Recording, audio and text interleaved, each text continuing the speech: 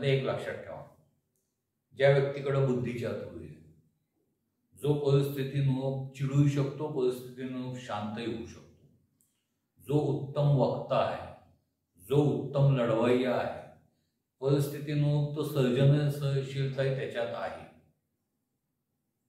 जो रागावल्यानंतरही शांत डोक्याने, थंड डोक्याने विचार, म्हणजे त्या रागाच्या आवेशातही थंड डोक्याने विचार करतो, ज्याच्याकडं निर्णय शक्ती तत्कालिक आहे, तुम्ही प्रश्न टाकल्यानंतर एका सेकंदात निर्णय देण्याची शक्ती आहे, ज्या व्यक्तीकडं अभ्यास करण्याची किंवा एखाद्या गोष्टीला मिळवण्याकरता चिकाटी लागते, ती चिकाटी प्रचंड, आणि ज्या व्यक्तीचं उगवत्या सूर्यावर शोधा, ती व्यक्ती तुम्हाला मांगलिक सापडेल. निश्चित मी 10 गुण सांगितले, अजून 5 10 सांगू शकतो, पण ह्या 10 गुण सापडले ना तुम्हाला, तर तुमच्या लक्षात येईल की त्यांचा मंगळ स्ट्रॉंग आहे. तुम्ही तुमच्या गर्दीतल्या ज्योतिषाला विचारा पत्रिका दाखवून, त्यांचा मंगळ स्ट्रॉंग आहे का? तोही सांगेल येस, या व्यक्तीचा मंगळ स्ट्रॉंग आहे. हे कोण आहे? आपण नेहमी त्याच्यात अवगुण का पाहतो? त्या मंगळाच्या अवगुण आपण जे म्हणतो ना, ती एक्स्ट्रीम पोझिशन गेली ना तर होतं. म्हणजे सपोज आपण जे म्हणतो ना, आधीच मरकट त्यात मध्य प्याला आणि मग त्याने हल्ला केला. समजा एखादा असाच बुद्धिमान, उत्कृष्ट वक्ता, पण शिक्षण कमी असलेला, रागावर कंट्रोल न करू शकणारा, पण तडू, असा मंगळाच्या छायेत असलेला माणूस, जर समजा एखाद्या आपण असं धरू की कामगार वस्तीत राहतोय आणि कामगार म्हणून काम करतोय, त्या व्यक्तीच्या हातून रागाच्या भागात भांडणं मारामाऱ्या, किंवा तो व्यक्ती म्हणजे जनरली अशा वस्तीतनं गाव घेऊन जे नवरे आपल्या बायकांना तुडवतात, ते अशा मंगळामध्ये येऊ शकतात. पण ह्या मध्ये येण्याकरता किती परिस्थितीच्या गोष्टी आपल्याला लागतात ना, त्या पहिले बघा. सहसकट मंगळ आहे म्हणून आपण मुलगी ज्या वेळेला नाकारतो, त्यावेळेला तुम्ही पहिले त्या मुलीचं आकलन करा.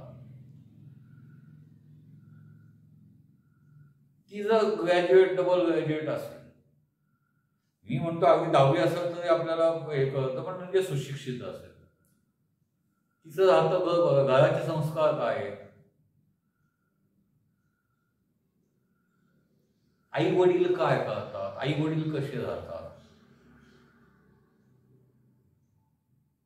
तिच्या घरात जर रोज मारहाणच होत असेल तर तिला मारहाण ही गोष्ट अप्रूप वाटणारे ठरणार नाही.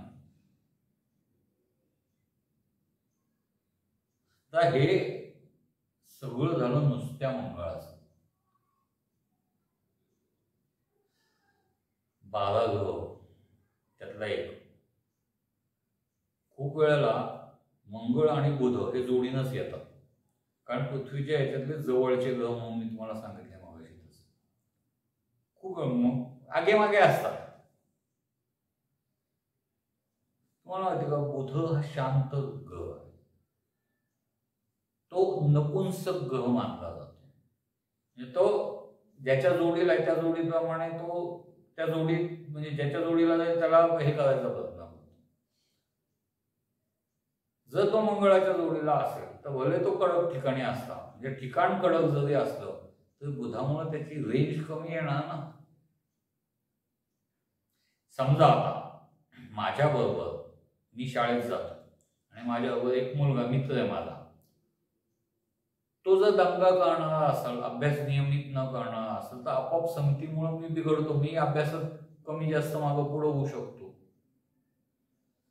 पण हेच तो जर एखाद्या अभ्यासू मुलाचा मित्र असेल आणि तो सातत्याने अभ्यासाची चर्चा करणार, अभ्यासाचे डिस्कशन्स, अभ्यासाचे स्पॉट काढणार, असा जर तो मुलगा असेल तर नॅचरली माझी गुणवत्ता वाढते ना.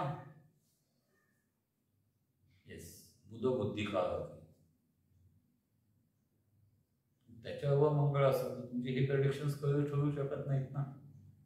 कारण मंगळाची तापटपणा हा एकमेव असलेल्या अवगुणाला तो बंधन घालतो, तो त्याला कमी करतो, तो विषयच मिळून जातो. बघा, विचार करा, हे फक्त आणि फक्त तुमचं प्रबोधन करण्याकरता.